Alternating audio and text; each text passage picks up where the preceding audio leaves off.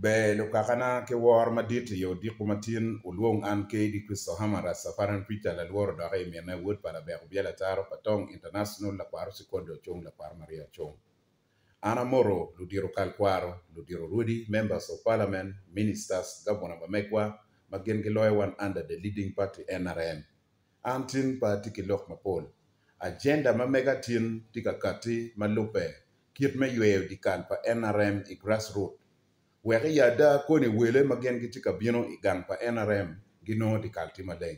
Ento wan watiki jomo kere magi kero gene kongi, malu diro mamekwa pa NRM kero gene kongi, instead me kero ka yweyo di kal, wek welo bino nong di kal maleng, genda giti ka meto yuga mere di kal.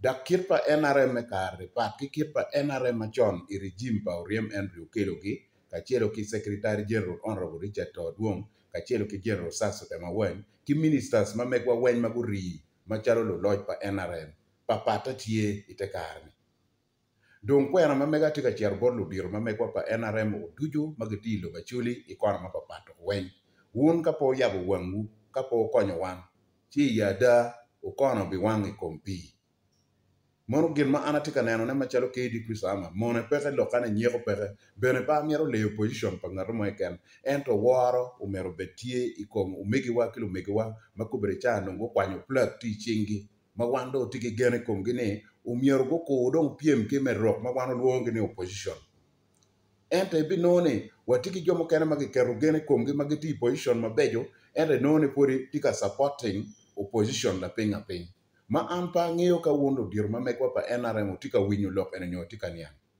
Ibi noni dano ma gikeru gene kome tika yetro dano ma mako plek.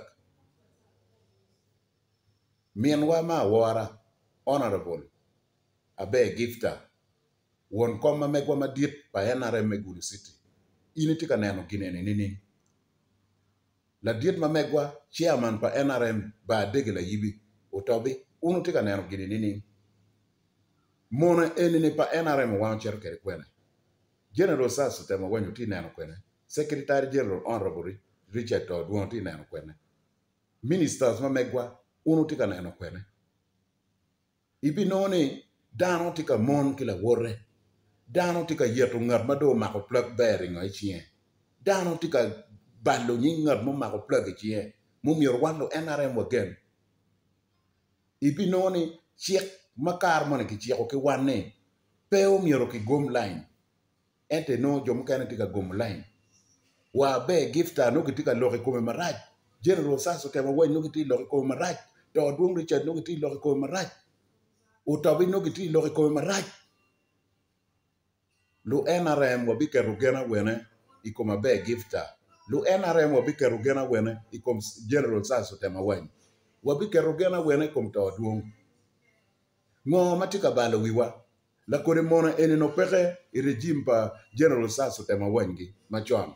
Mona eno peke i kom regime pa Secretary General Honorable Richard Todwong. Mona eno peke i kar pa Oriem Andrew Kelogi. Mona eno chake ki kwene. Ana lego chairman ma megwa pa NRM Igulu City kachiro kila yibi ba dege ki chairman pa NRM o duju ma urumulo bachuli.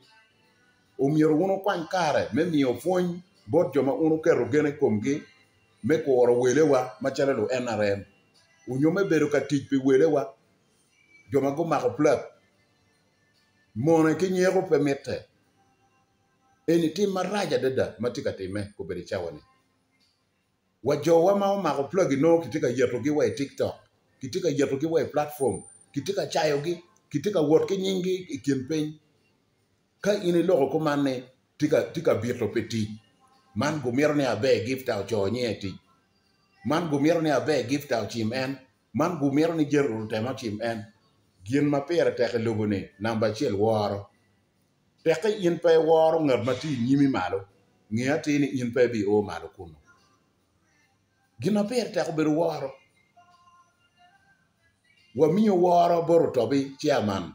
Wamiyo waro bod mienwa abe gifta honorable. Wamiyo waro bod General Sasso Temaweng. Wamiyo waro bod Todwong. Wamiyo waro bod governor wa weny magitie kaloy wan e NRM. Diet enimo bichwalo wakwena. Ini bedo diet piene no dano tika lopo kori.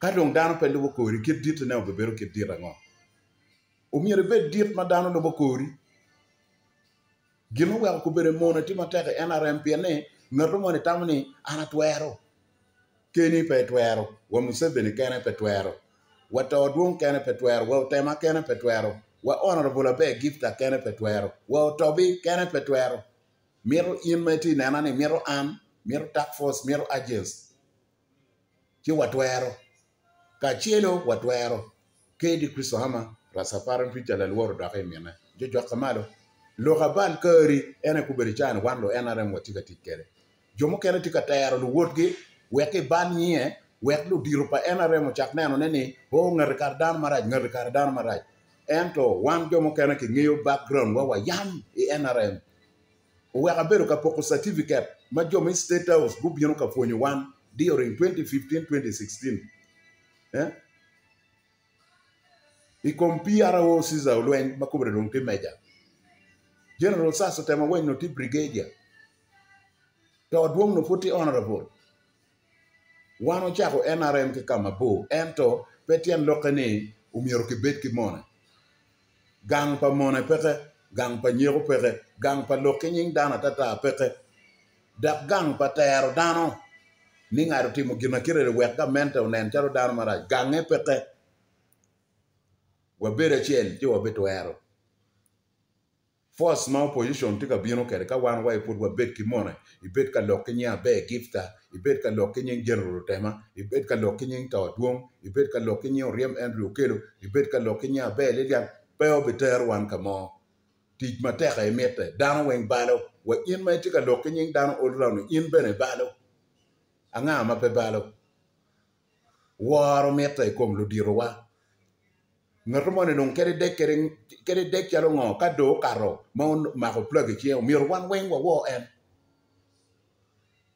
mana bi no nyeo jar ma penduzi kere wa ngat mati NRM no tiga lo nyeo jar ma penduzi kere wa ngat mati NRM ma ko no ke keru gene kome no tiga lo nyea Col Anthony no tiga lo nyea Abe Gifta maraja de awere me bi giro lo nyeng lo diro kun ki keru yinde tika mabe